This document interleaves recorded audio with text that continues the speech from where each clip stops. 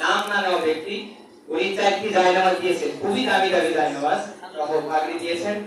আল্লাহ তাআলা ওনার নাম নিতে বলেছেন যে আমার নাম দিবেন না, আমি দিলাম।